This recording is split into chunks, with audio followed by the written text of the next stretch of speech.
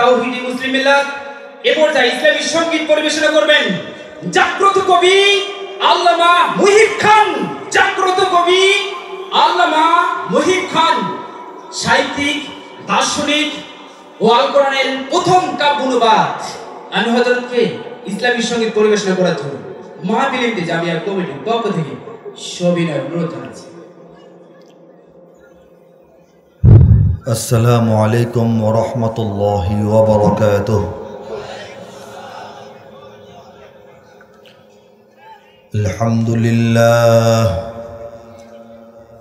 আলহামদুলিল্লাহ নাহমাদুহু ওয়া নাস্তাঈনুহু ওয়া নাস্তাগফিরুহু ওয়া নু'মিনু বিহি ওয়া নাতাওয়াক্কালু আলাইহি ওয়া নাউযু বিল্লাহি মিন شرور أنفسنا ومن سيئات أعمالنا من يهده الله فلا مضل له ومن يضلله فلا هادي له ونشهد أن لا إله إلا الله وحده لا شريك له ونشهد أن سيدنا ونبينا وحبيبنا وسندنا ومولانا محمدا عبده ورسوله صلى الله تعالى عليه وعلى آله وأصحابه وبارك وسلم تسليما كثيرا أما بعد فأعوذ بالله من الشيطان الرجيم بسم الله الرحمن الرحيم ومكر الله والله خير الماكرين صدق الله العظيم। আলহামদুলিল্লাহ, আমরা সকলেই অন্তর থেকে উচ্চারণ করি আলহামদুলিল্লাহ। আজকের এই মাহফিল তাফসিরুল কুরআন মাহফিল নূরে মদিনা দারুল কুরআন হাফিজিয়া মাদ্রাসা প্রতিষ্ঠার লক্ষ্যে যুব সমাজের উদ্যোগে, বলেন সুবহানাল্লাহ। এই মাহফিলের পরম শ্রদ্ধাভাজন সভাপতি, আমন্ত্রিত মেহমানবৃন্দ, অতিথিবৃন্দ, সামাজিক, সাংস্কৃতিক, রাজনৈতিক ব্যক্তিবর্গ, সমাজ, সময় এবং যুগের শ্রেষ্ঠ সন্তান ওলামায়ে কেরাম, আজিজ তলাবা, দেশপ্রেমিক, দিন প্রেমিক, আল্লাহ এবং রাসূলের প্রেমিক ছাত্র, যুব, তৌহিদি জনতা, হৃদয়ের গভীর থেকে সবাইকে জানাই অভিনন্দন। যারা দূর থেকে শুনছেন, পর্দার আড়াল থেকে আমাদের মা এবং বোনেরা যারা শুনছেন, সবাইকে অভিনন্দন এবং মোবারকবাদ জ্ঞাপন করছি। আমি একজন আলেম হিসেবে কিছু কথা বলবো কোরআন থেকে, কবি হিসাবে কিছু কবিতা এবং সঙ্গীত আপনাদেরকে শোনাবো ইনশাআল্লাহ। আমার যে ব্যাপারটা ঘটে, কোথাও দাওয়াত হলে যুব সমাজ সঙ্গীত শোনার জন্য উন্মুখ হয়ে থাকে, আবার যারা এলাকার মুরব্বিয়ান, বাবা এবং চাচাদের বয়সী, তারা কিছু ওয়াজ এবং নসিহা শুনতে চান, স্বাভাবিক তাদের আগ্রহটা এখানে। দুটার মধ্যে সমন্বয় করতে আমার একটু বেগ পেতে হয়। কথা বলতে থাকলে তরুণরা মনে করেন যে কথা বলছেন, তাহলে সঙ্গীত কখন হবে? শুধু সঙ্গীত পরিবেশন করলে মুরব্বীরা মনে করেন যে কাকে আনা হয়েছে, শুধু সঙ্গীত করতেছে, কোনো বয়ান তো করতেছে না। আমার ব্যাপারটা বুঝতে পারছেন? এই জন্য সমন্বয় করে সময়টা আমার উপহার দিতে হবে ইনশাআল্লাহ। সবাই বলি ইনশাআল্লাহ। মান ইয়াহদিহিল্লাহ ফালা মুদিল্লা লাহ। আল্লাহ বলেন, যাকে আল্লাহ হেদায়েত দান করেন তাকে কেউ পথভ্রষ্ট বানাইতে পারে না। বলেন সুবহানাল্লাহ। আর যাকে আল্লাহ পথহারা বানিয়ে দেন তাকে কেউ হেদায়েতের আলো দেখাইতে পারে না, ঠিক কিনা বলেন?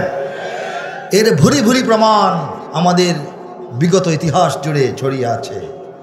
হযরত আদম আলাইহিস সালাম আল্লাহ রাব্বুল আলামিনের সবচাইতে লেটেস্ট, সবচাইতে আধুনিক, সবচাইতে সুন্দরতম সৃষ্টি, বলেন সুবহানাল্লাহ।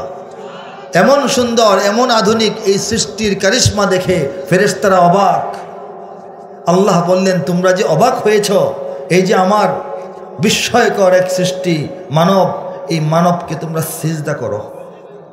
ফাসাজাদু ইল্লা ইবলিস, সব ফেরেশতা সিজদা করলেন, ইল্লা ইবলিস, ইবলিস ছাড়া। জানি না সবাই, ইবলিস সিজদা করলো না। সেই যে আদম আলাইহিস সালাম আল্লাহর প্রিয় একজন বান্দা, প্রিয় একজন নবী এবং নিজের হাতে গড়া প্রথম মানুষ।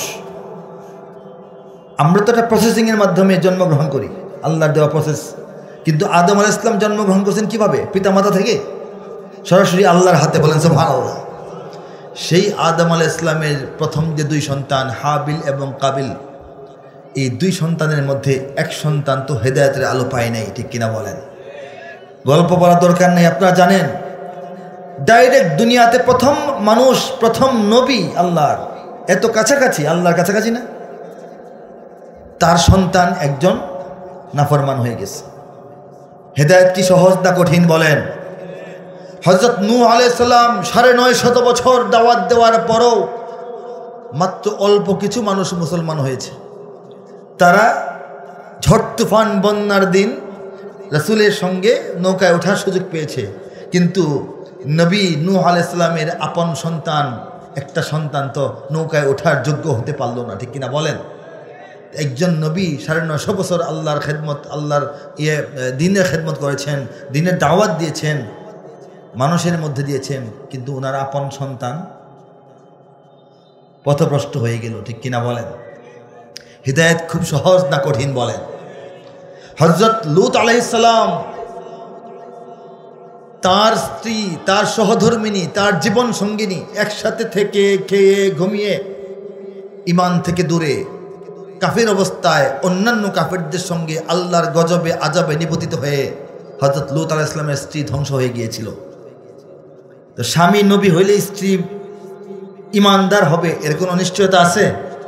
আছে। পিতা নবী হলে সন্তান যে ইমানদার হবে নিশ্চয়তা আছে? সন্তান নবী হলে পিতা ইমানদার হবে নিশ্চয়তা আছে? উদাহরণস্বরূপ আমাদের মুসলিম উম্মার জাতির পিতা হযরত ইব্রাহিম আলাইহিস সালাতু ওয়াস সালাম, ঠিক কিনা জোরে বলেন?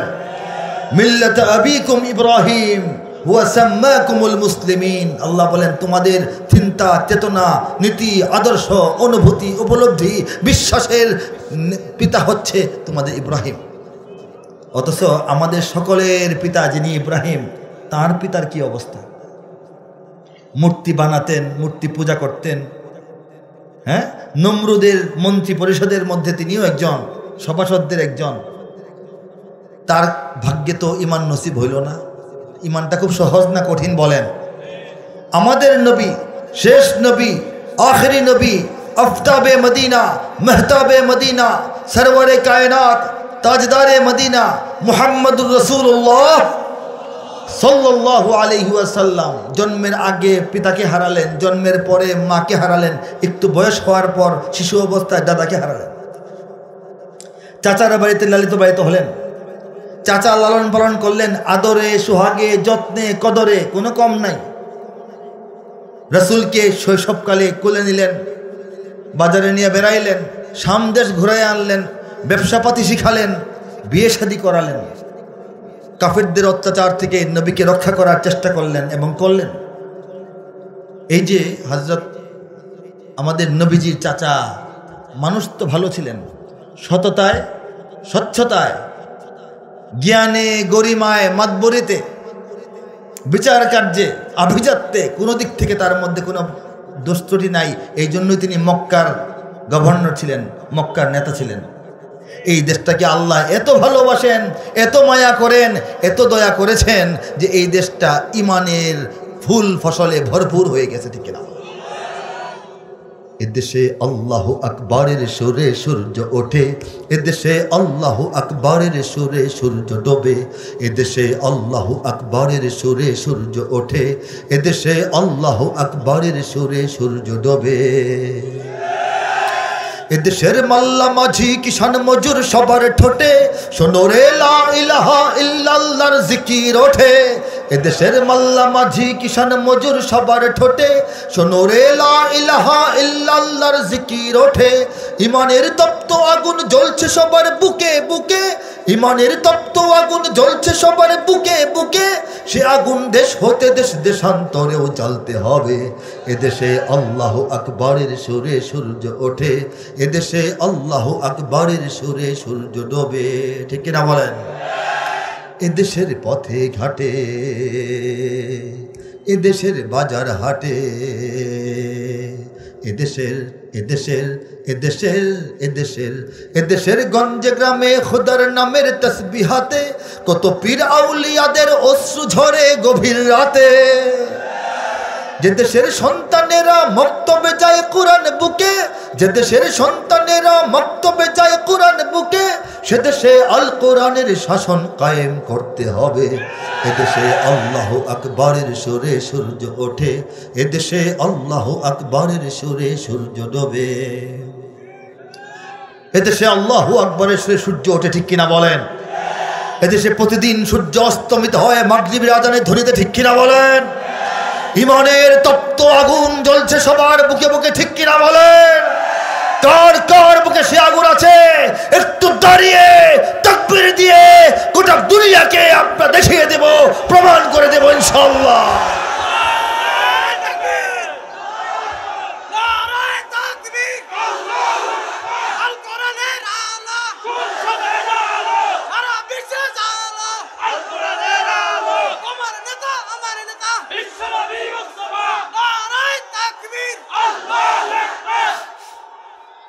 আলহামদুলিল্লাহ। স্লোগান যখন চলে আমি স্লোগান থামিয়ে দিই না, আমি থামিয়ে দিই না। কেন দিই না? কারণটা কি?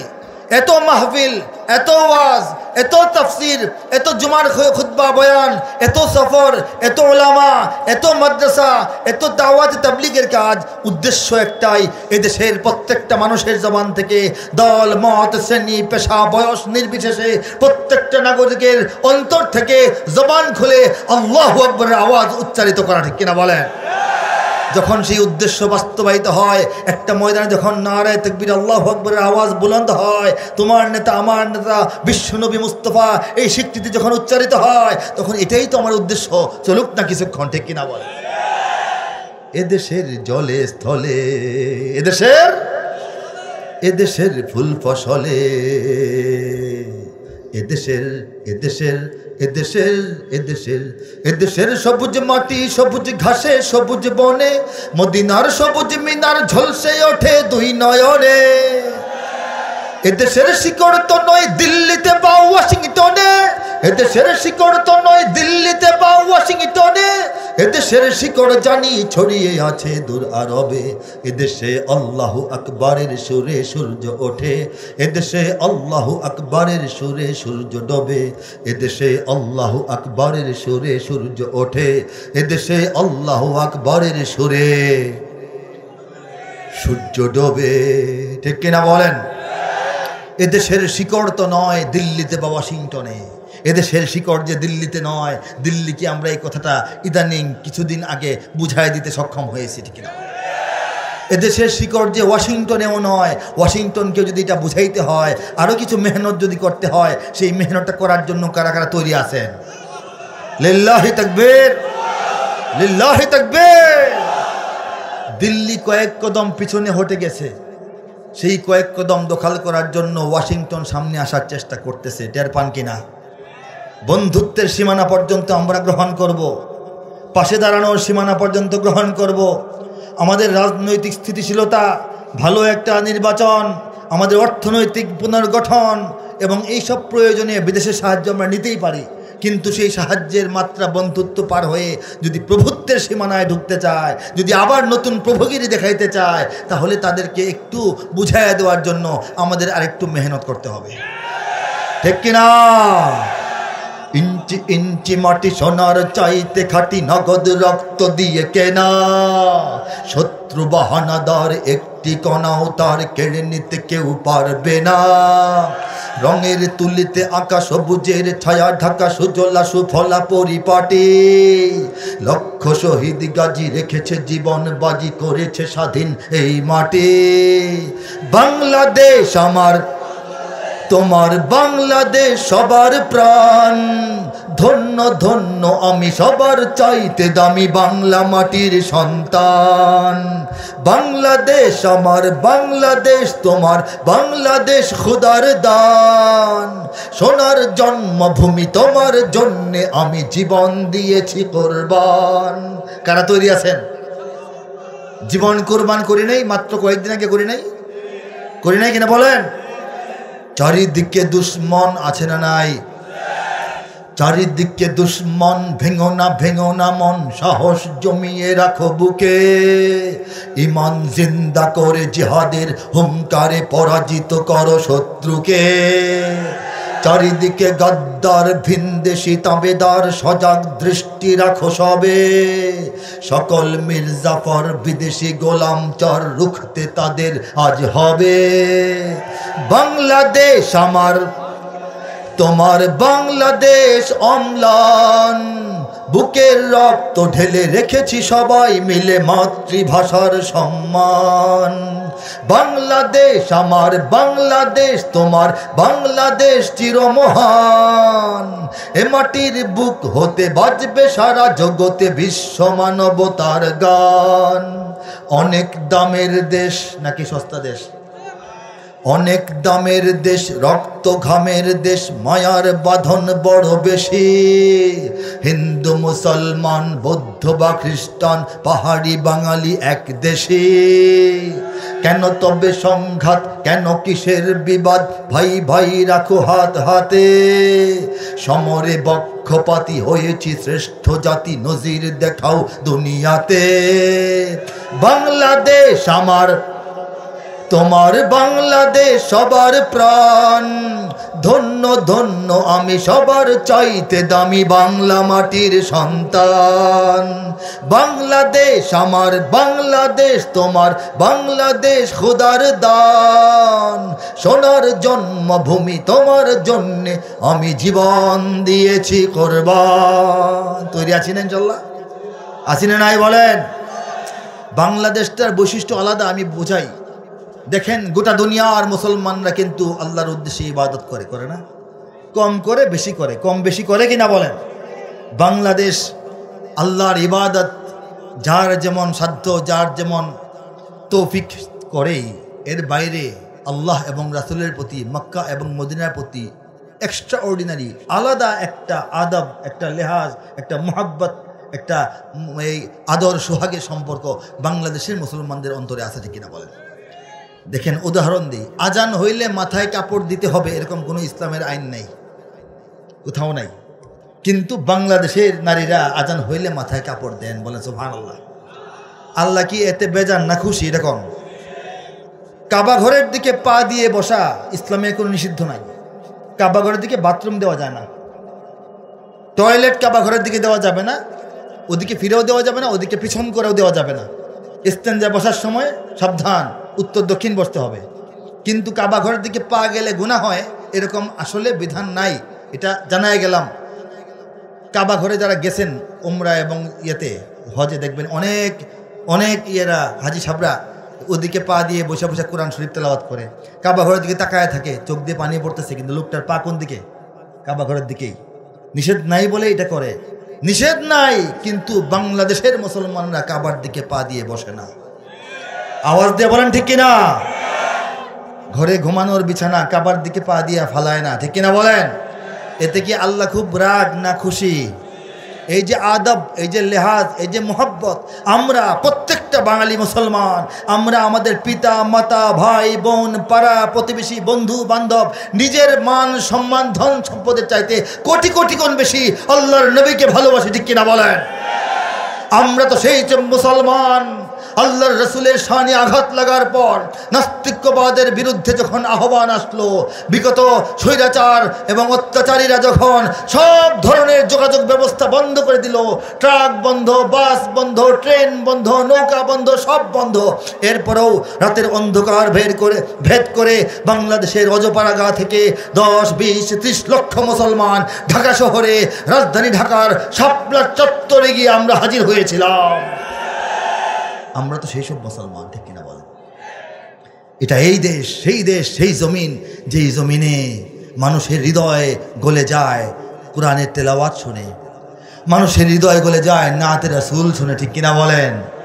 নবী মোর পরশমণি, নবী মোর সোনার খনি, নবী নাম জপে যে জন সেই তো দোজাহানের ধনী। এই সুর আপনি কোথায় পাবেন? পৃথিবীতে খুঁজে দেখেন রাসূলের শানে একদম সুস্পষ্ট দরুদ শরীফগুলি, দরুদ শরীফের বাইরে নাতে রাসূল এত বেশি বাংলাদেশের মতো কোথাও রচিত হয় নাই, ঠিক কিনা বলেন? দরুদগুলি তো সবাই জানে, কিন্তু নবীকে নিবেদিত রাসূলের প্রতি মহব্বত প্রকাশ করে যে এত কথামালা, এত সুর পৃথিবীর অন্য কোনো দেশে নাই।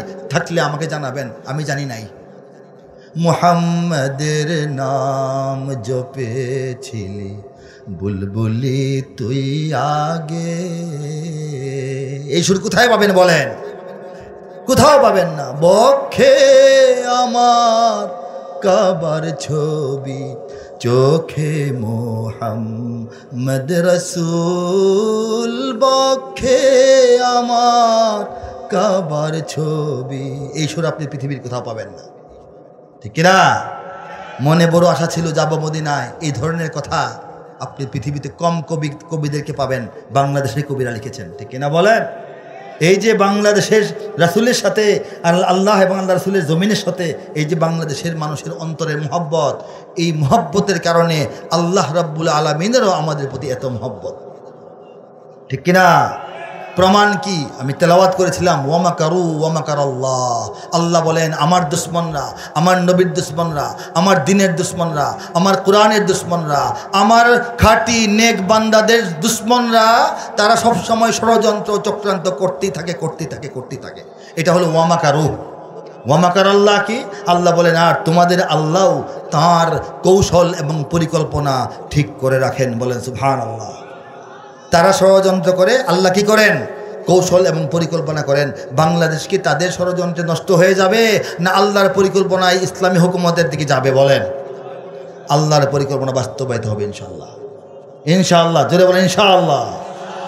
বাংলার ইতিহাসে যখনই শত্রু আসে পালাবার পথ খুঁজে পায় না।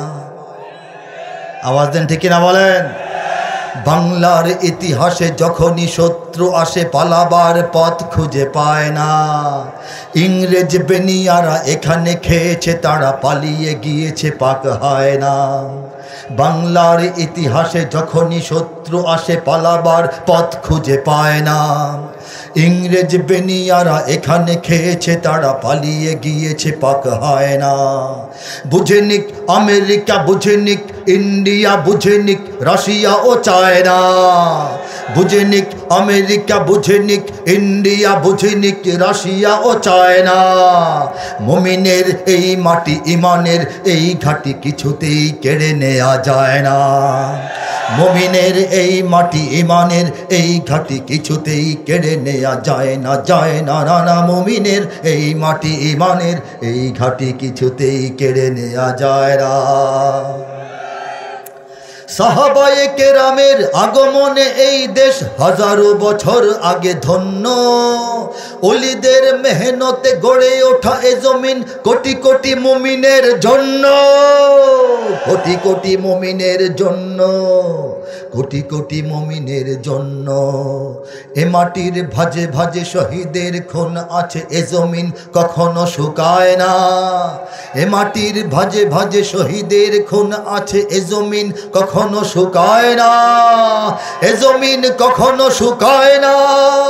মুমিনের এই মাটি, ইমানের এই ঘাটি কিছুতেই কেড়ে নেওয়া যায় না, ঠিক না? এখানে লক্ষ প্রাণ আকাশে দেয় আজান, জমিনে লুটায় কোটি কোটি শির।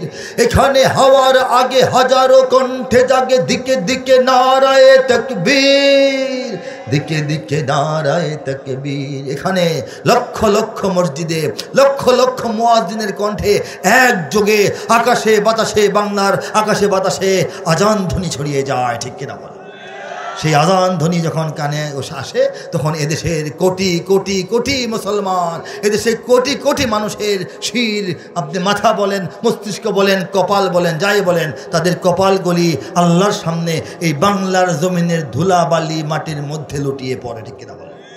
কোন জমিনে আঙ্গুল দিয়ে দেখান, গর্ব করে দেখান, আমাদের জমিনটা দেখাইতে সমস্যা কি, ভয় আছে? কোন জমিনে? এই জমিনে। বলেন কোন জমিনে? এই জমিনে। এখানে এখানে গ্রাম শহরে, এখানে গ্রাম শহরে কি বলবো, প্রস্তুত ঘরে ঘরে। কারা প্রস্তুত বলতে হবে না? এখানে গ্রাম শহরে প্রস্তুত ঘরে ঘরে, আল্লাহর সেনারা ঘুমায় না। এখানে গ্রাম শহরে প্রস্তুত ঘরে ঘরে, আল্লাহর সেনারা ঘুমায় না, আল্লাহর সেনারা ঘুমায় না। মুমিনের এই মাটি, ইমানের এই ঘাটি কিছুতেই কেড়ে নেওয়া যায় না, যায় না, না না। মুমিনের এই মাটি, ইমানের এই ঘাটি কিছুতেই কেড়ে নেওয়া যায় না, ঠিক কিনা?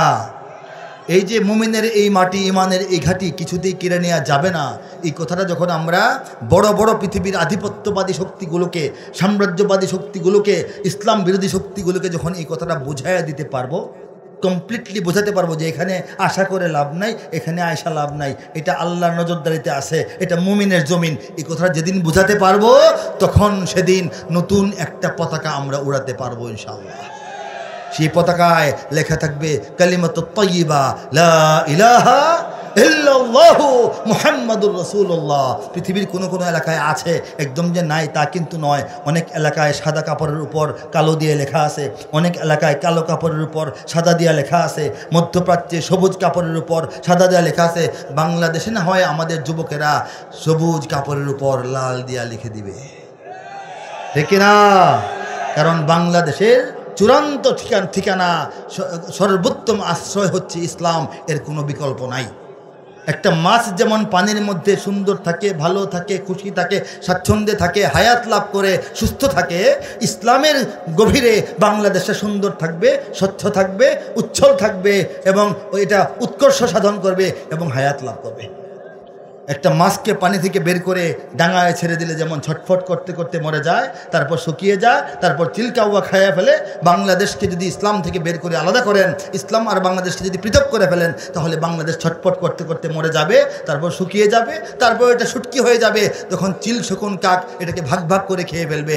এক টুকরা নেওয়া যাবে দিল্লি, এক টুকরা নেওয়া যাবে বেইজিং, এক টুকরা নেওয়া যাবে তেল আবিব, এক টুকরা নেওয়া যাবে ওয়াশিংটন। এটা আমরা হতে দিতে পারি? হতে দেব না ইনশাআল্লাহুল আজিজ, ঠিক কিনা? সবাই রাজি আছি না ইনশাআল্লাহ? দেখেন, আমরা মুমিন, কিন্তু মুমিন হওয়ার শর্ত আমাদের মধ্যে কম পাওয়া যায়। পৃথিবীতে সবচাইতে বড় সত্য কথা হচ্ছে, নিশ্চিত কথা হচ্ছে মৃত্যু। বলেন ঠিক কিনা? জন্ম অনিশ্চিত, একটা মানুষের জন্ম হবে কি হবে না, জন্ম নিতে গিয়ে সে আগেই মারা যাবে, বলা যায় না। কার জন্ম হবে, কার জন্ম হবে না, এটা তো আমরা জানি না। যার জন্ম হয়েছে তাকে আমরা দেখি, কার জন্ম যে হলো না এটা আমরা জানি না। কিন্তু জন্ম যার হয়েছে, মৃত্যু যে তার হবেই, এতে কোনো সন্দেহ আছে? নিশ্চিত বিষয় মৃত্যু, আর সেই নিশ্চিত বিষয়টা কবে কার জীবনে আসবে এটা সবচাইতে পৃথিবীর অনিশ্চিত, ঠিক কিনা? নাকি বলতে পারেন কতদিন বাঁচবেন, কখন মরবেন বলতে পারবেন? মৃত্যু সবচাইতে নিশ্চিত, আর সেই মৃত্যু কখন ঘটবে, কিভাবে ঘটবে, সেটা সবচাইতে অনিশ্চিত। যে জিনিসটা নিশ্চিত কিন্তু ঘটবে কখনো অনিশ্চিত, এর চেয়ে ভয়ানক জিনিস আর নাই দুনিয়াতে। কিন্তু এটা আমরা বুঝি না। আপনি যদি কনফার্ম থাকেন, নিশ্চিত থাকেন আপনার ঘরের ভিতরে একটা বিষাক্ত সাপ ঢুকেছে, আপনি নিশ্চিত দেখেছেন, আপনি জানেন আপনার ঘরের ভিতরে বিষাক্ত একটা সাপ ঢুকেছে, কিন্তু এই সাপটা যে ঘরের কোন জায়গায় লুকায় আছে আপনি মোটেও জানেন না। বালিশের ভেতরে, না ডিব্বার ভেতরে, না আলমারির উপরে, না কোথায় বলতে পারেন না। নিশ্চিত সাপ ঢুকেছে, কিন্তু একদম বলতে পারছেন না যে কখন কোত্থেকে বের হয়ে আসবে। এই অবস্থায় কি সেই ঘরে আপনি ঘুমাবেন? শান্তিতে ঘুমাবেন? নিশ্চিন্তে ঘুমাবেন? তাহলে মৃত্যু নিশ্চিত, কবে আসবে বলতে পারি না, তাহলে আমরা শান্তিতে থাকি কিভাবে বলেন? থাকা উচিত ছিল আমাদের সব সময় আল্লাহমুখী হয়ে থাকা উচিত ছিল, মৃত্যুকে স্মরণ করে আখিরাতমুখী হয়ে থাকা উচিত ছিল, ঠিক কিনা বলেন? আখিরাত তো সত্য, সেই জায়গা থেকে আমরা দূরে সরে যাচ্ছি দিন দিন। দূরে যদি সরে যায়, ইমানি শক্তি যদি আমাদের হ্রাস পায়, যত কথাই বলি আল্লাহ সাহায্য কমে যাবে, আমরা বিজয় সহজে অর্জন করতে পারবো না। ইমানি শক্তি যদি বুলন্দ হয়, আল্লাহর উপর তাওয়াক্কুল এবং ইখলাস যদি বৃদ্ধি পায়, আমরা ইনশাল্লাহ বিজয় আমাদের হবে। আল্লাহই তো বলেছেন, ওয়ালা তাহিনু ওয়ালা তাহজানু ওয়া আনতুমুল আ'লাউন ইন কুনতুম মুমিনিন। ভয় পেও না, দুশ্চিন্তা করো না, দুঃখ করো না, তোমাদেরই বিজয় হবে যদি তোমরা প্রকৃত মুমিন হয়ে থাকো বা হতে পারো। বলে সুবহানাল্লাহ, কথা ঠিক কিনা? কাজেই আমরা সবাই আল্লাহর সৃষ্টি, আল্লাহর বিধান এই জমিনে কায়েম হবে, এটা আমাদের লক্ষ্য, উদ্দেশ্য, স্বপ্ন, জীবনের কর্ম, ঠিক কিনা বলেন? সেটার জন্য প্রস্তুতি গ্রহণ করতে হবে। আমি এই মুহূর্তে আল কোরআনের কাব্যানুবাদ থেকে একটু অংশ আপনাদেরকে শোনাচ্ছি। আল কোরআনের কাব্যানুবাদ আরও একবার শুনিয়েছিলাম। আল কোরআনের কাব্যানুবাদ বিষয়টা কি? পৃথিবীতে কোরআন নাজিলের পর থেকে আজ পর্যন্ত 1500 বছর, প্রায় 1500 বছরের ইতিহাসে পৃথিবীর অনেক দেশে অনেক ভাষায় কোরআনের তর্জমা এবং তাফসীর রচিত হয়েছে, বলি আলহামদুলিল্লাহ। কিন্তু কাব্যিক অনুবাদ একটা বিরল বিষয়, জটিল বিষয়, কঠিন বিষয়, দুষ্প্রাপ্য বিষয়, সুদূর পরাহত বিষয়। এই জন্য পৃথিবীর সব কবিরা এই কাজে হাত দেন নাই। কেন কঠিন? এটা করতে গেলে কাব্যের মান ঠিক থাকতে হবে, সাহিত্যের মান ঠিক থাকতে হবে, ভাষার মান ঠিক থাকতে হবে, আরবি থেকে বাংলা বানানোর ফাসাহাত, বালাগাত, নাহু, সরফের কায়দা ঠিক থাকতে হবে, আল্লাহর কালামের সৌন্দর্য, মাধুর্য, গভীরতা, বিস্তৃতি, উচ্চতা, আভিজাত্য, লালিত্য সব ঠিক থাকতে হবে। ধারাবাহিকভাবে তর্জমা হইতে হবে, আয়াত থেকে আয়াতের খণ্ড খণ্ড আলাদা আলাদা তর্জমা হইতে হবে, এবং এই তর্জমা ভাবানুবাদ হইলে হবে না, বুঝলাম আমি যা বুঝলাম তা লিখে ফেললাম, তা নয়, কুরআন যা বলেছে তাই লিখতে হবে, এইভাবে হইতে হবে। অনেক শর্ত সারায়াতের কারণে এটা অনেকেই করার সাহস করেন না, তাই বলে আমি করেছি তা নয়, আমিও করি নাই, আল্লাহ করিয়েছেন বলে এটা হয়েছে। বলেন সুবহানাল্লাহ। এক পৃষ্ঠা শোনাবো ইনশাআল্লাহ। আউযু বিল্লাহি মিনাশ শাইতানির রাজীম। বিসমিল্লাহির রহমানির রহিম। কাব্যিক অনুবাদ শোনাচ্ছি। বিতাড়িত শয়তান থেকে চাই আল্লাহর আশ্রয়, বিতাড়িত শয়তান থেকে চাই আল্লাহর আশ্রয়, আল্লাহর নামে যিনি দয়াবান পরম করুণাময়। সূরা আর রহমান বেছে নিলাম কারণ আমাদের সর্বসাধারণ সূরা আর রহমানের সাথে পরিচিত। শেষ পৃষ্ঠা শোনাচ্ছি, তা না হলে দীর্ঘ হয়ে যাবে। كأنهن الياقوت والمرجان فبأي آلاء ربكما تكذبان هل جزاء الإحسان إلا الإحسان فبأي آلاء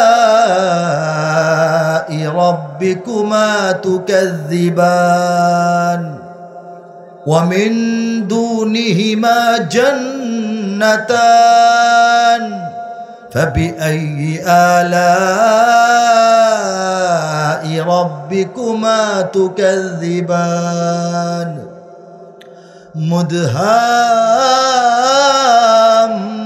مدهامتان فبأي آلاء ربكما تكذبان।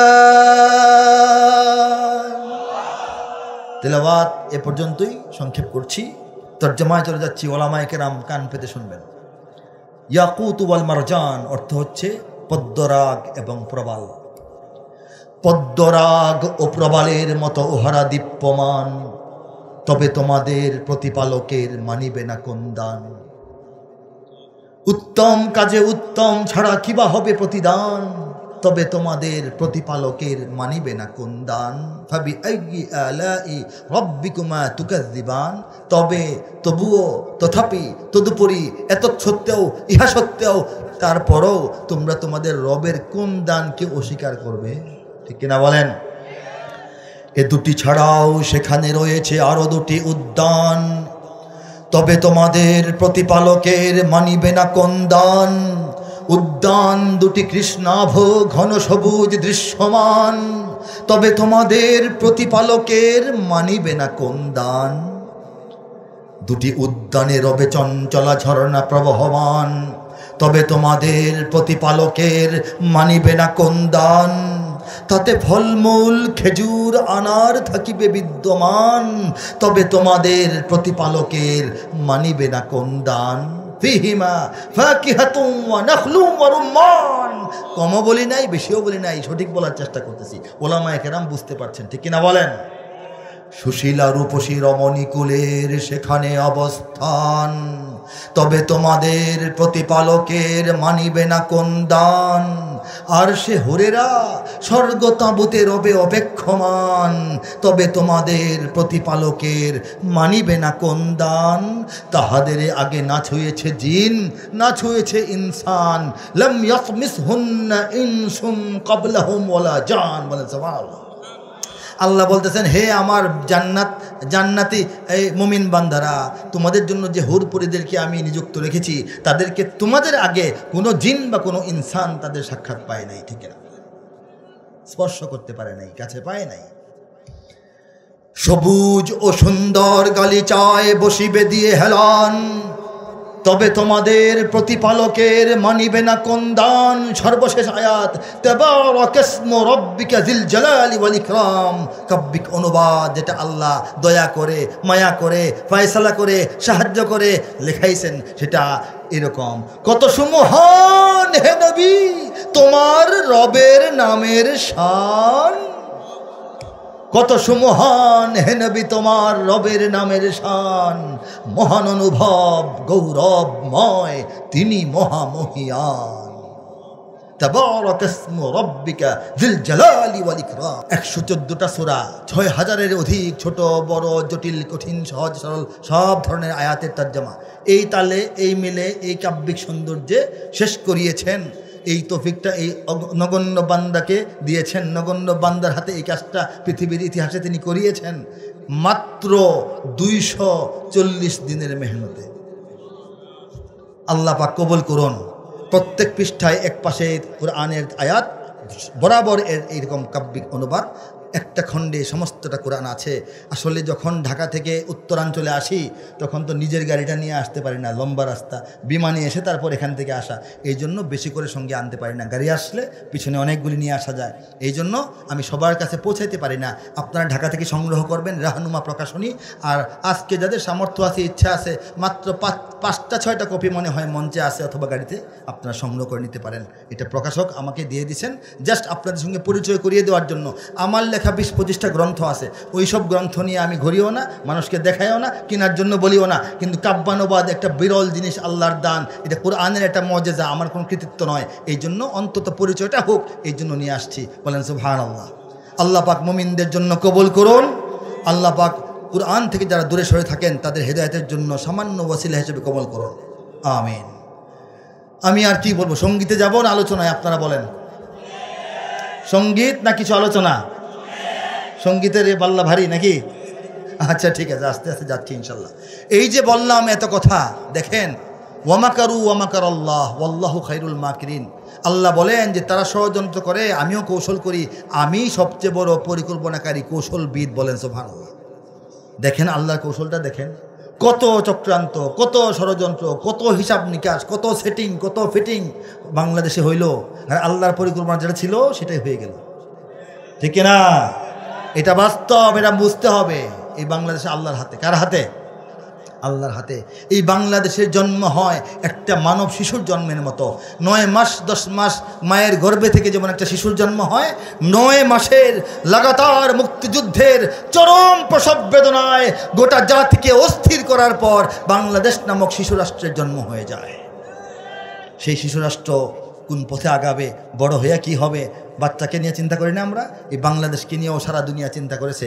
কেউ ভেবেছে এই দেশটাকে তারা চরম পুঁজিবাদী রাষ্ট্র বানাবে, কেউ ভেবেছে এই দেশটাকে চরম কমিউনিস্ট রাষ্ট্র বানাবে, কেউ ভেবেছে এই দেশটাকে একেবারেই ধর্মনিরপেক্ষ রাষ্ট্র বানাবে, ধর্মনিরপেক্ষতার নামে ধর্মহীন বানায় দেবে। আল্লাহ চেয়েছেন এই দেশটাকে ইসলামী রাষ্ট্র বানাবেন। সেদিকেই আমরা এগিয়ে যাচ্ছি ধাপে ধাপে ইনশাআল্লাহ, ইনশাআল্লাহ। অন্য কেউ বাধা দিলেও কোনো লাভ হবে না, ঠিক কিনা বলেন? বাংলাদেশের সব মানুষের নাম বদলাতে পারে, বইয়ের পাতায় স্বাধীনতা সংগ্রাম বদলাতে পারে। বইয়ের পাতায় স্বাধীনতা সংগ্রাম চেঞ্জ হচ্ছে না এখন? স্বাধীনতা ঘোষক এই সেই বিভিন্ন চেঞ্জ হচ্ছে কিনা বলেন? আগেও তো একবার হয়েছিল, এর আগে হয়েছিল, সামনে আবার হইতে পারে, এটা স্বাভাবিক, ঠিক কিনা বলেন? সেই কথাটাই বলছি, আজকে বলছি না, 2010-এ লেখা। বাংলাদেশের সব মানুষের নাম বদলাতে পারে, বইয়ের পাতায় স্বাধীনতা সংগ্রাম বদলাতে পারে। বঙ্গোপসাগরের সব পানি যেতে পারে শুকিয়েও, গোটা রাজধানী গিলে নিতে পারে বুড়িগঙ্গার ঢেউ। সুন্দরবন কেটে হতে পারে ইটের ভাটার লাকড়ি, শিল্পপতিরা দেউলিয়া হয়ে খুঁজতে পারেন চাকরি।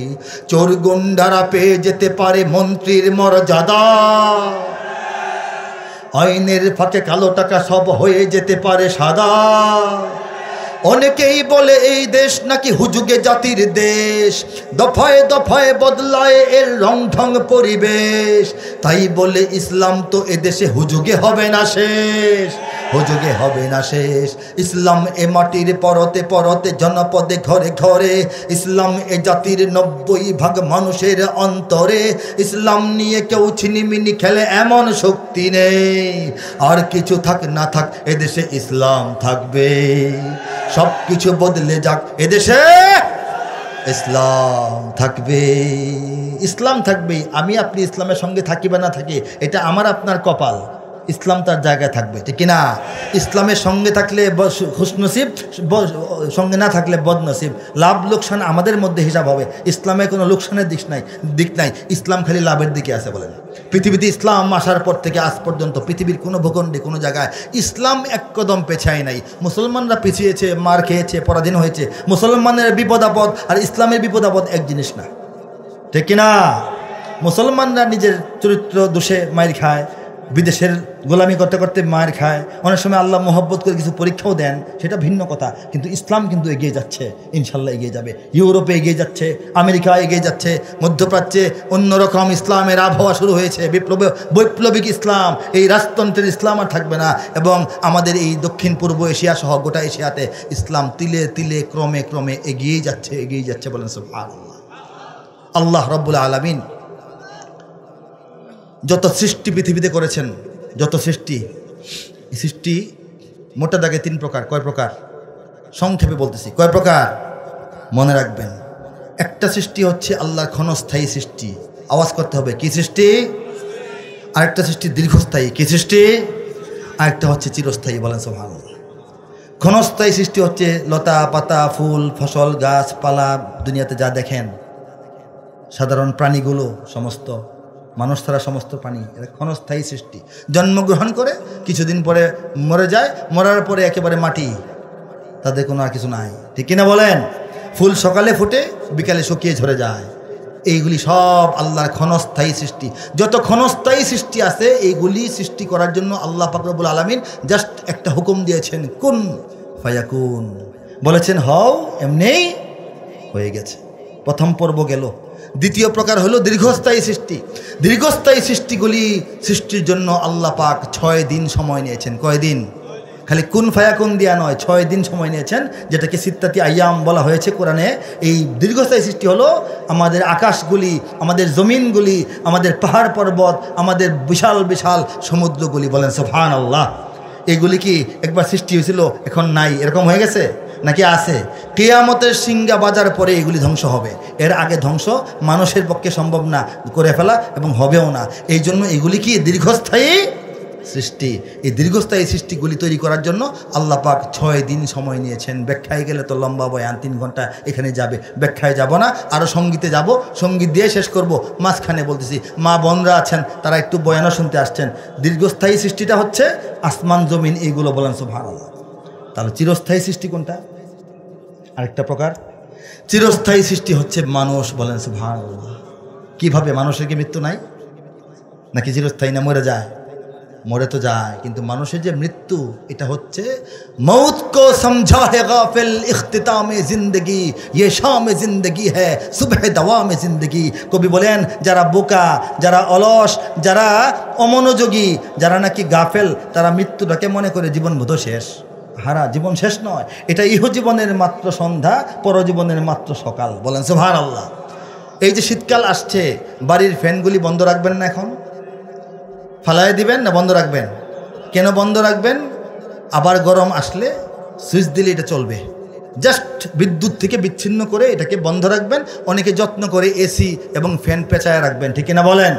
আল্লাহ রাব্বুল আলামিন মানব জাতিকে খালি বন্ধ রাখেন, কি রাখেন? বিদ্যুৎটা খালি ছুটায় নেন, আর কিছু না। তার দেহটা থাকে, এটা পচে গলে সব হয়, কিন্তু আল্লাহ রাব্বুল আলামিন আবার যেদিন বিদ্যুৎ কানেকশন দিবেন এটা আবার ঘুরতে শুরু করবে ফ্যানের মতো। বলেন সুবহানাল্লাহ। ফ্যান কি বরবাদ, ধ্বংস নাকি স্থগিত? শীতকালে ফ্যান স্থগিত, ধ্বংস না তো, বরবাদ না তো। মানুষও বরবাদ নয়, ধ্বংস নয়, খালি স্থগিত। আল্লাহ স্থগিত রাখেন। কেউ একেবারে কবরে পেঁচায়া রাখা হয়, কেউ রে বাঘে খেয়ে ফেলছে, লাশ খুঁজে পান নাই, কিন্তু স্থগিত।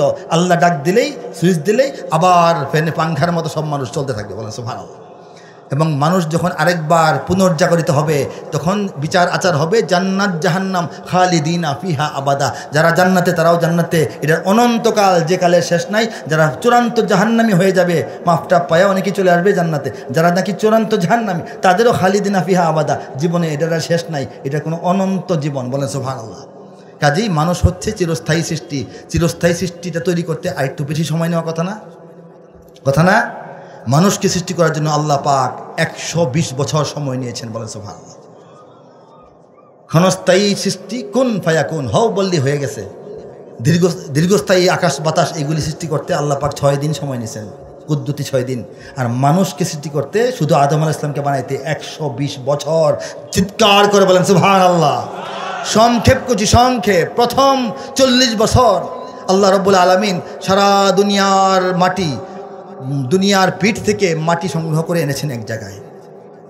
দুনিয়ার চামড়া খাল খোলেন না, শরীর ছাগলের চামড়া, গরুর চামড়া, এই দুনিয়ার মাটির যে চামড়াটা, শুধু এই চামড়াটা, পাতলা চামড়াটা উঠে আনা হয়েছে ফেরেশতাদের মাধ্যমে। আনার পর এটা রাখা হয়েছে কোথায় জানেন? মক্কা এবং তায়েফের মধ্যবর্তী জমিনে রাখা হয়েছে। সেই যে মাটিটা আনা হয়েছে অল্প, সেই মাটিটার উপর আল্লাহর নির্দেশে আকাশের মেঘমালা টানা 40 বছর বৃষ্টি বর্ষণ করেছে। বলেন সুবহানাল্লাহ। বৃষ্টি যদি 40 দিন হয়, এলাকার রাস্তাঘাটের অবস্থা কি হয়? দুর্গন্ধ হয়ে যায়, কেঁচো হয়ে যায়, পচা যায়, এটার মধ্যে শেওলা হয়ে যায়, ঠিক কিনা বলেন?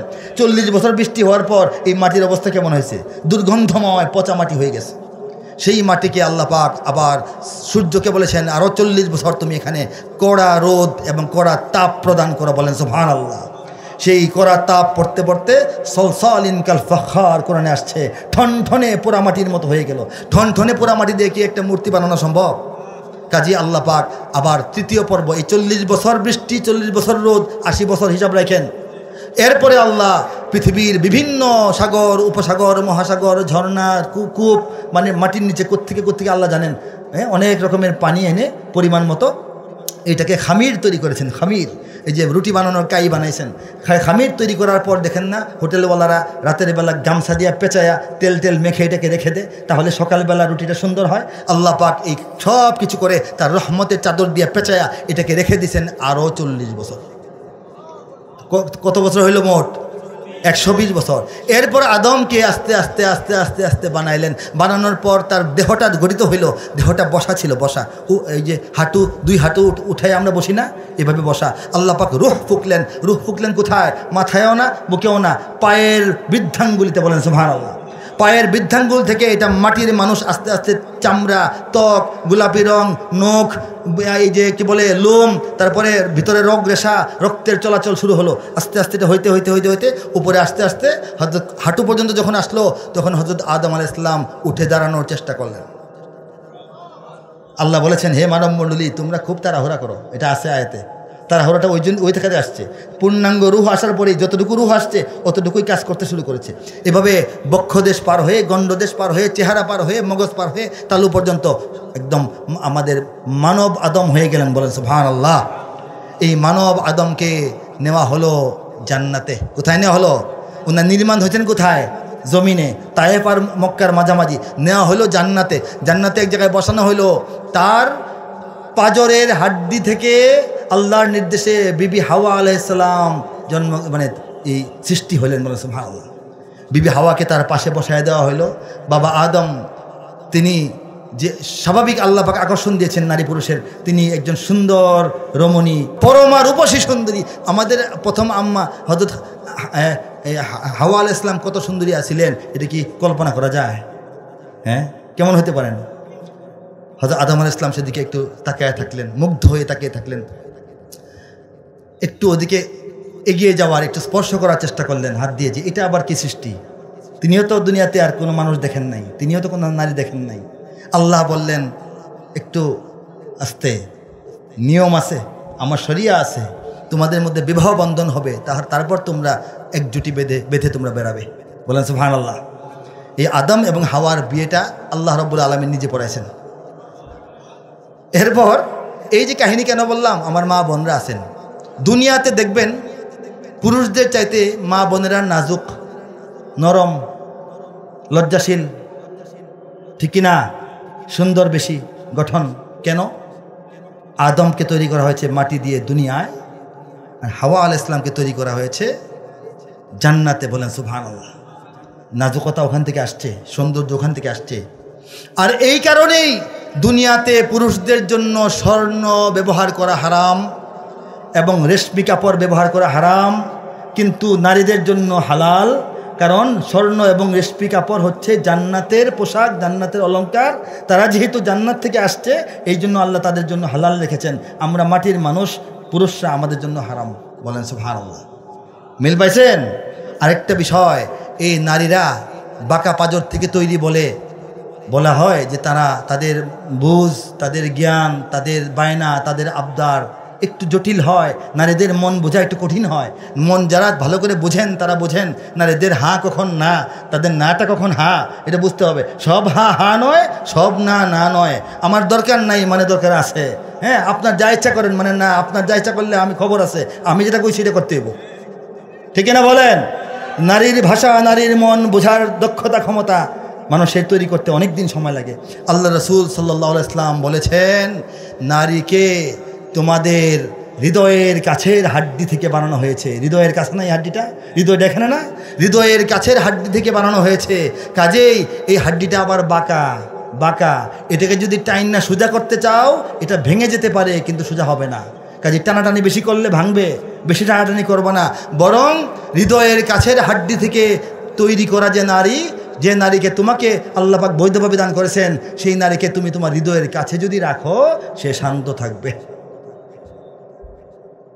হৃদয়ের কাছের হাড্ডি থেকে যে নারী তৈরি, তাকে বাড়াবাড়ি, মারামারি, ধরাধরি বেশি না কইরা যদি আদরে সোহাগে বুঝিয়ে তোমার হৃদয়ের কাছেই স্থান দাও, যেখান থেকে সে বের হয়েছে সেখানে যদি তার স্থানটা দাও, যখন সে বুঝবে যে না, উনি আমাকে মহব্বত করেন, ওনার হৃদয়ের কাছে অন্য কেউ না, আমিই সবচেয়ে কাছে, তখন সে এমনিতেই ঠান্ডা থাকবে। বলেন সুবহানাল্লাহ। এই কথাটা আবার আল্লাহর নবী আমাদেরকে শিখিয়ে দিয়েছেন। বলেন সুবহানাল্লাহ। আজকে বয়ান করলে লম্বা হবে, বয়ানে আর যাব না। আমি মা বোনদেরকে বলবো যে আপনারা আল্লাহর দ্বীনের চর্চা করেন, আপনারা বয়ান শুনতে আসছেন, ওয়াজ শুনতে আসছেন, আলহামদুলিল্লাহ, মাশাআল্লাহ। এর চাইতে সুন্দর দৃশ্য হতে পারে না। গাড়ি দিয়ে আসছি আর আমাদের মা বোনরা যাচ্ছেন ঝাঁকে। আমি বলি মাহফিল তো ওইদিকে, ওনারা উল্টা দিকে কোথায় যান? তারপর আমাদের আয়োজকরা বললেন যে না, ওনাদের জন্য পর্দার সাথে আলাদা প্যান্ডেল করা হয়েছে, রাস্তাও আলাদা করা হয়েছে, তারা এসেছেন। আমাদের নারীদেরকে বলবো, আপনারা যারা আছেন, যারা আপনাদের কন্যা, তাদেরকে 6 জন নারীর মতো বানাবেন, 6 জন নারীর মতো। হজরত মা হাজেরার মতো, মা হাজেরা আলাইহিস সালামের মতো বানাবেন, হজরত মারিয়ামের মতো বানাবেন, হজরত মা আসিয়ার মতো বানাবেন, হজরত মা খাদিজার মতো বানাবেন, হজরত মা আয়েশার মতো বানাবেন, হজরত মা ফাতেমার মতো বানাবেন। তাহলে আর রিস্ক নাই, চিন্তা নাই। হজরত মা হাজরা, তিনি আল্লাহর আনুগত্যে সবচাইতে প্রাধান্য দিয়েছেন। আল্লাহ আনুগত্য। ওনাকে যখন রেখে চলে যান স্বামী, তিনি বলছেন, আপনি কি আমাদেরকে রেখে চলে যাচ্ছেন নাকি আল্লাহর নির্দেশে? স্বামী শুধু বললেন যে আল্লাহর নির্দেশে, ব্যাস ঠিক আছে, তাহলে চলে যান, চিন্তা কিছু নাই। এরকম আল্লাহর ওপর ভরসা থাকতে হবে, ঠিক না? বলেন। হজরত আসিয়া তার চোখের সামনে আরও মুমিনদেরকে ঝলসে দেওয়া হলো, জ্বলন্ত কড়াইয়ের তেলের মধ্যে ফেলে দেওয়া হলো, একটা শিশুকে ফেলে দেওয়া হলো, কিন্তু তিনি আল্লাহর উপর থেকে ঈমান থেকে অবিচল থেকেছেন, বিচলিত হন নাই। কারণ ঈমানের উপর অবিচল থাকার ক্ষেত্রে মা আসিয়ার মতো হইতে হবে, ঠিক কিনা বলেন? আর আল্লাহর ইবাদতের মধ্যে রত থাকা, আল্লাহর জিকির, আল্লাহর ফিকির, আল্লাহর সিজদা, আল্লাহকে রুকু, এটার হিসাবে হযরত মা মারিয়ামের মতো হইতে হবে। বলেন সুবহানাল্লাহ। পুত পবিত্র নারী হইতে হবে। আর ঘর সংসার স্বামী, স্বামীর মন বোঝা, মেজাজ বোঝা, স্বামীকে ভালো কাজে সাহায্য করা, এই যে একটা স্বামীকে সঙ্গ দিয়ে স্বামীকে সোনার মানুষ বানায় ফেলা, এই যে কাজটা, এটা হযরত বিবি খাদিজার কাছ থেকে শিখতে হবে। বলেন সুবহানাল্লাহ। আর মা আয়েশার কাছ থেকে বুদ্ধিমত্তা, জ্ঞান, শিক্ষা, চর্চা, তিনি ছিলেন বিদ্বান, তিনি ছিলেন কবি, তিনি ছিলেন একজন গবেষক, একজন নারী। বলেন সুবহানাল্লাহ। তাই জ্ঞান বিজ্ঞানের চর্চা ওনার মতো করতে হবে। বলেন। আর মা ফাতেমার মতো পর্দানশীন হতে হবে, পর্দানশীন। এত পর্দা, এত মানে আল্লাহর ভয়, এটা ইতিহাস বললে তো এখন 6 জন নারীর ইতিহাস বললে তো আলাদা একটা বয়ান হবে। আমি শুধু চিনায় দিয়ে গেলাম, নাম বলে গেলাম, তাদের জীবনী সংগ্রহ করবেন, পড়বেন। এই 6 জন নারীর মতো হয়ে যেতে পারলে জান্নাত আপনার জন্য অপেক্ষায় থাকবে। বলেন সুবহানাল্লাহ। আমি শেষ করছি। সর্বশেষ কি শোনাবো বলেন? সর্বশেষ কোন সঙ্গীটা শোনাবো বলেন? আবার যুদ্ধ হবে। যদি আমার দেশের সীমানা বন্ধু মুছে দিতে কেউ চায়, যদি আমার মাটির ধন সম্পদ লুটে নিতে কেউ চায়, যদি আমার সাগরে আমার পাহাড়ে ফেরায় লোভের চোখ, আমি প্রতিবাদে জ্বলে উঠবই, তবে যা হবার তাই হোক। এই শান্ত সবুজ পতাকায় যদি পড়ে শকুনের থাবা, এই সুপ্ত বারুদ জাতি নিয়ে ফের খেলে যদি কেউ দাবা, কোটি মানুষের প্রাণের কুটিরে আগ্রাসনের হাত যদি কেউ বাড়ায়, তবে আবার যুদ্ধ হবে। সবাই হাত তুলে, আবার যুদ্ধ হবে, আবার যুদ্ধ হবে, আবার যুদ্ধ হবে, আবার যুদ্ধ হবে, আবার যুদ্ধ হবে, আবার যুদ্ধ হবে। চল চল চল, ঊর্ধ্ব গগনে বাজে মাদল, নিম্নে উতলা ধরণী তল, অরুণ প্রাতের তরুণ দল, চল রে চল রে চল, চল চল চল। ঠিক কিনা? যদি আমার দেশের সীমানা বন্ধু মুছে দিতে কেউ চায়, চায় না? যদি আমার মাটির ধন সম্পদ লুটে নিতে কেউ চায়, খালি চায় না নিয়েছে বলেন? এই আমার দেশের মাটির বিদ্যুৎ, আমার দেশের মাটির কয়লা, আমার দেশের মাটির গ্যাস, আমার দেশের মাটির খনিজ সম্পদ লুটপাট অনেকদিন হয়েছে, ঠিক না বলেন? যদি আমার সাগরে আমার পাহাড়ে ফেরায় লোভের চোখ, এটা কি যদি আছে না ইতিমধ্যে লোভের চোখ ফেরানো হয়েছে বলেন? আমাদের পার্বত্য 3টা জেলাকে কেড়ে নেওয়ার জন্য দুশ্মন ঢুকিয়ে দেওয়া হয়েছে। আমাদের আর্মিদের সঙ্গে তাদের লড়াই হয়, আমাদের আর্মিরা সেখানে শহীদ হইতে হয়, ঠিক কিনা বলেন? আর সাগর তো কেড়ে নেওয়ার চেষ্টা চলছে, আমেরিকা আস্তে আস্তে আগাচ্ছে কিভাবে আমাদের ওই অঞ্চলটা আস্তে আস্তে নেওয়া যায়। রাশিয়ার যুদ্ধ বিমান আমাদেরকে নোটিশ না দিয়ে, না জানিয়ে, না শুনিয়ে ইচ্ছামতো সকালবেলা এসা আমাদের চট্টগ্রাম বন্দরে ঘোরাঘুরি করে যায়। উচিত? উচিত? যদি আমার সাগরে আমার পাহাড়ে ফেরায় লোভের চোখ, আমি শুধু মহিব খান একা? নিজেকে দেখান সবাই আঙ্গুল দিয়ে। আমি প্রতিবাদে জ্বলে উঠবই, তবে যা হবার তাই হোক। এই শান্ত সবুজ পতাকায় যদি পড়ে শকুনের থাবা, এই সুপ্ত বারুদ জাতি নিয়ে ফের খেলে যদি কেউ দাবা। সুপ্ত বারুদ জাতি বোঝেননি? ম্যাচের ভিতরে কাঠি ঘুমিয়ে থাকে, বারুদ মাথায় নিয়ে নিয়ে ঘুমিয়ে থাকে, ঘষা দিলে আগুন জ্বলে। বাংলাদেশের কোটি কোটি মুসলমানের অন্তরে ইমানের বারুদ ঘুমিয়ে আছে, ঘষা লাগলে আগুন জ্বলে, ঠিক কিনা বলেন? এই সুপ্ত বারুদ জাতি নিয়ে ফের খেলে যদি কেউ দাবা, কোটি মানুষের প্রাণের কুটিরে আগ্রাসনের হাত যদি কেউ বাড়ায়, তবে আবার যুদ্ধ হবে, আবার যুদ্ধ হবে, আবার যুদ্ধ হবে। وآخر دعوانا أن الحمد لله رب العالمين والصلاة والسلام على سيد المرسلين السلام عليكم ورحمة الله وبركاته। আরেকটা লাগবে? আচ্ছা, আমি স্মরণ করিয়ে দিচ্ছি একটা সঙ্গীত। আমি বলি আবার যুদ্ধ হবে সঙ্গীতটা লিখেছিলাম 2010-এ, 14 বছর আগে। কোন যুদ্ধের কোনো বাও বাতাস ছিল না, যুদ্ধের কোনো সম্ভাবনা ছিল না, যুদ্ধের কোনো আলাপ আলোচনা ছিল না, কিন্তু আল্লাহ লেখাইছিলেন। যে আল্লাহ কোরআনের তর্জমা লেখাইছেন তিনি লেখাইছিলেন। বলছেন সুবহানাল্লাহ। যুদ্ধ হয়েছে নাকি হয় নাই বলেন? কয়েকদিন আগেও তো যুদ্ধ করলাম নাকি? আর আসলেই যুদ্ধ চলতেছে পার্বত্য অঞ্চলে, ঠিক কিনা বলেন? 5 বছর আগে সঙ্গীত লিখেছিলাম, প্রচার করেছিলাম, গেয়েছিলাম, জাতি শুনেছে অনেকেই। সেই সঙ্গীতটা কাটায় কাটায় লাইনে লাইনে মিলায় দেখবেন, রাজি আছেন? 5 বছর আগে গিয়েছিলাম, ইমানের সৈনিকেরা ভয় পেও না রাত্রি আধার হচ্ছে বলে, যত রাত হোক না আধার আসবে সকাল সময় হলে। আধার রাত কেটে সকাল আসছে কিনা বলে? আমি বলেছিলাম ভয় পাওয়ার কিছু নাই, একটু একটু একটু ধৈর্য, ঠিক না? এ স্বাধীন জন্মভূমির রক্ষীরা সব প্রস্তুতি নাও, দিন বদলে এ লড়াই লড়তে হবে শক্তি সাহস বুদ্ধি বলে। লড়াইটা শক্তি সাহস বুদ্ধি বল, 4টা উপাদান মিলে যদি লড়াইটা হয়, সেই লড়াইটা সফল হবে। শক্তি আছে, সাহস আছে, বুদ্ধি নাই, বুদ্ধি আছে, শক্তি আছে, সাহস নাই, তাইলে হবে না। এরকম আন্দোলন তো অনেক হয়েছে, কাজ তো হয় নাই। যখন শক্তি সাহস বুদ্ধি বল এক হয়েছে, আল্লাহর সাহায্য আমাদের উপর আসছে, একটা মোটামুটি বিজয় হয়েছে। চূড়ান্ত বিজয় হবে ইসলাম কায়েম হওয়ার পরে, ঠিক কিনা বলেন? বলেছিলাম, গিয়েছিলাম, লাইন বাই লাইন মিলাবেন। ঘটনা ঘটার পর, ঘটনা দেখার পর আমি লিখি নাই, সংবাদ দেখে লিখি নাই, আগে লেখা পরে ঘটেছে, ঠিক কিনা বলেন? জালিমের থামবে জুলুম আর কটা দিন ধৈর্য ধরো, ছোট হার নাও সয়ে আজ সামনে বিজয় আসবে বড়। কত আর রাজপথে লাশ পড়বে, এবার লড়াই করো, কত আর রাজপথে লাশ পড়বে, এবার লড়াই করো। এ সময় পাল্টে যাবে, উল্টো বাতাস বইবে ঝড়ো। সময় পাল্টে গেছে, উল্টো বাতাস বয়েছে কিনা বলেন? শহীদের রক্ত ধারায় এদেশের পাড়ায় পাড়ায়, জেলায় জেলায়, থানায় থানায় বলি না, পাড়ায় পাড়ায় বলেছিলাম। শহীদের রক্ত ধারায় এদেশের পাড়ায় পাড়ায়, সময়ের এক ইশারায় লক্ষ আগুন উঠবে জলে। ইমানের সৈনিকেরা ভয় পেও না রাত্রি আধার হচ্ছে বলে, যত রাত হোক না আধার আসবে সকাল সময় হলে। ওরা ইসলাম যদি চায় বাদ দিতে সংবিধান থেকে, চায় না গেছিল সংবিধান সংস্কার নাকি হবে। আমি কিছু এটার উপরে আমার রিসার্চ আছে, আমি কিছু প্রস্তাবনা ওদেরকে দেব, ওলামা কেরাম দিচ্ছেন, অনেকে দিচ্ছেন। ওরা ইসলাম যদি চায় বাদ দিতে সংবিধানে থেকে, আমরা ঘুমায় থাকবো? মোরা ইসলাম দিয়ে এই রাষ্ট্রটাকেই রাখবো ঢেকে। ওরা কুরআনকে অসম্মান যদি দেয় দেখবো সেকে, কাফনের পরব কাপড় গায়ে শহীদের রক্ত মেখে।